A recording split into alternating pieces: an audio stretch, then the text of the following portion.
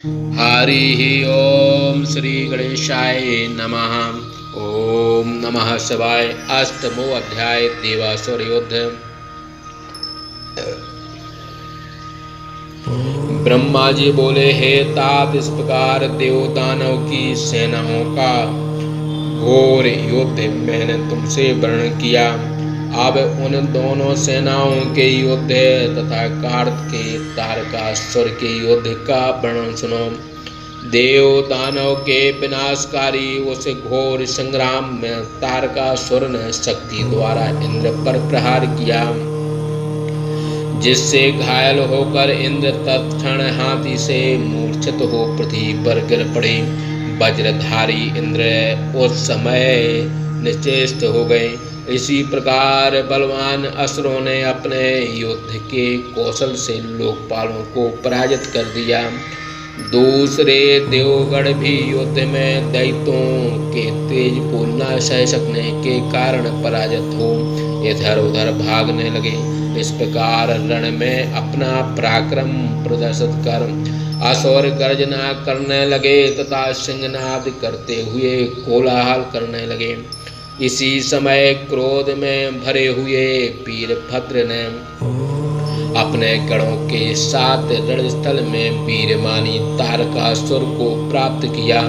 परम बलवान गणों के मुखिया शिव के कोप से उत्पन्न हुए उन वीरभद्र ने सभी देवताओं को अपने पीछे कर दिया और स्वयं सभी के आगे होकर युद्ध करने की इच्छा से तारकासुर के सामने आ गए।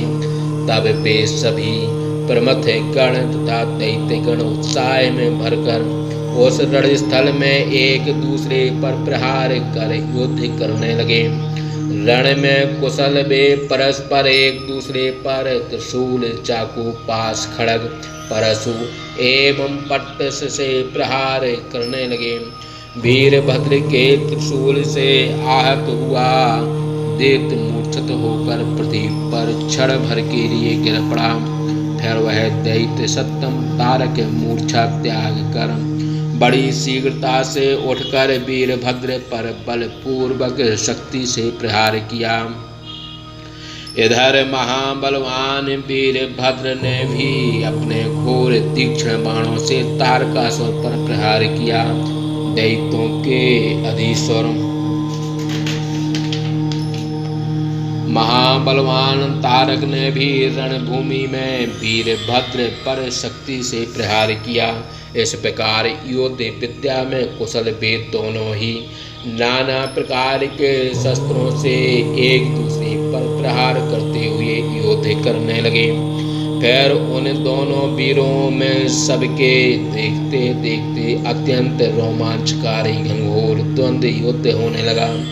उस समय भेरी, मृदंगे, पड़ाव, आनक तथा गोमुख बाजे बजने लगे, जिसे सुनकर वीर प्रसन्न तथा कायर व्याकुल होने लगे।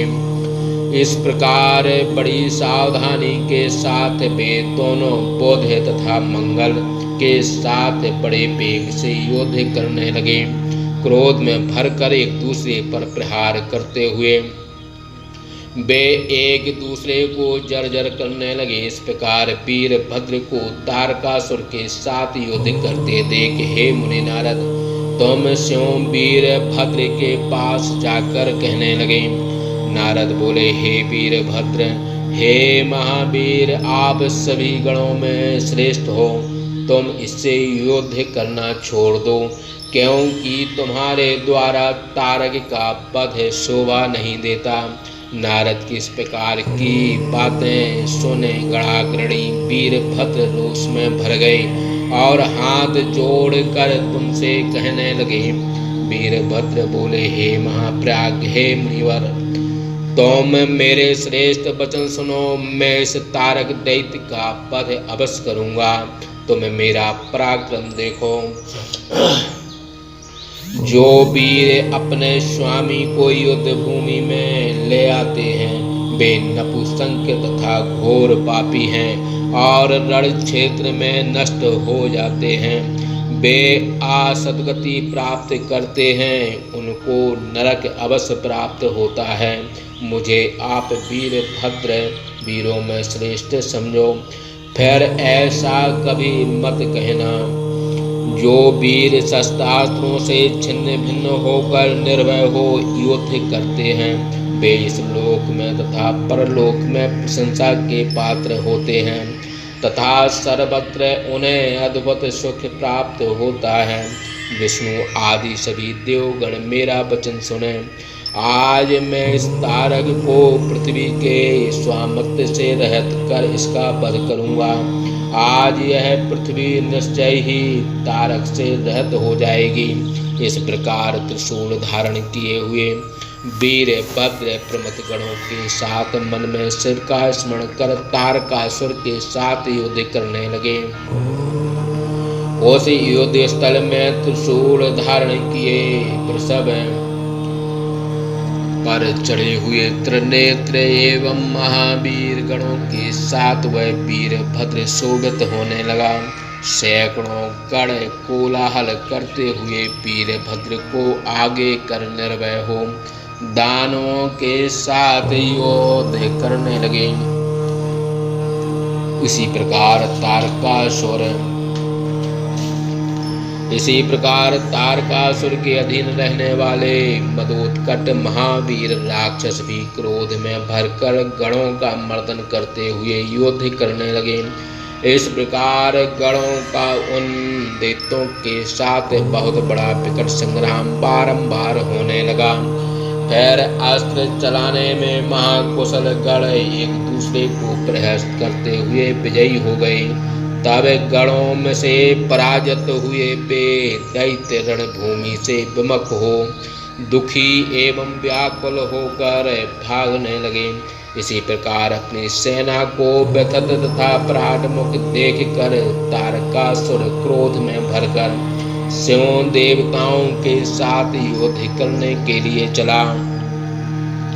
वह 10,000 भुजा धारण कर बड़े वेग से सिंह पर सवार हो देवताओं तथा गणों को युद्ध में गिराने लगा। तब गणों के मुखिया महाबली वीरभद्र ने उसके इस कर्म को देखकर क्रोधयुक्त हो उसके वध का विचार किया। उन्होंने शिव जी के चरण कमलों का ध्यान कर तारकस से एक ऐसा बाण निकाला जिसके तेज से दिशाएं जलने लगीं। इसी अवसर में स्वामी कार्तिकेय ने कौतक दिखाने की इच्छा से वीरबाहु प्रभृति गणों को युद्ध करने से रोक दिया। वीरभद्र उनकी आज्ञा से रण से निवृत्त हो गए। तब असुर नायक तारकासुर ने महाक्रोध किया। उस समय रण विशारद वह तारकासुर निरंतर बाण वृष्टि करता हुआ देवताओं को संतप्त करने लगा।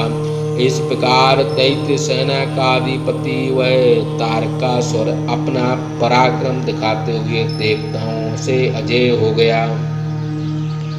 असुरों के द्वारा मारे जाते हुए भयभीत देवताओं को देखकर विष्णु बड़े क्रोध से युद्ध करने को उद्यत हो गए। वे सुदर्शन चक्र तथा शार्ंग धनुष धारण कर उस दैत्य से युद्ध करने के लिए रणभूमि में आए।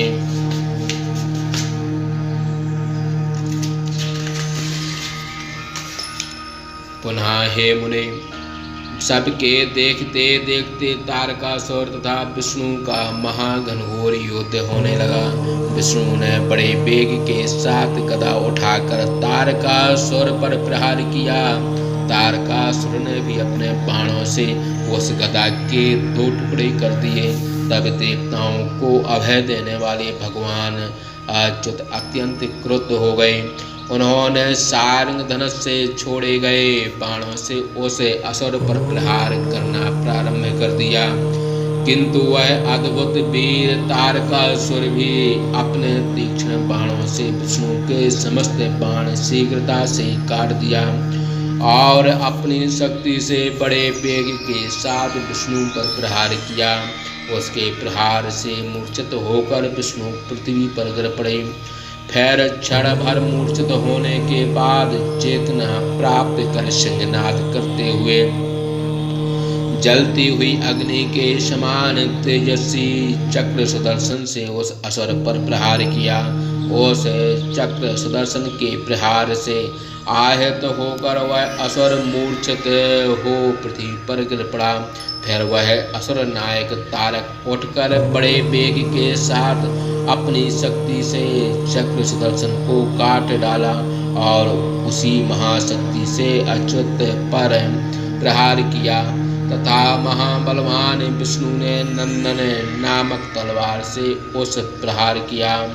हे मुने, महाबलवान विष्णु तथा तारकासुर एक दूसरे से संग्राम करने लगे, किंतु किसी का भी बल क्षीण नहीं हुआ।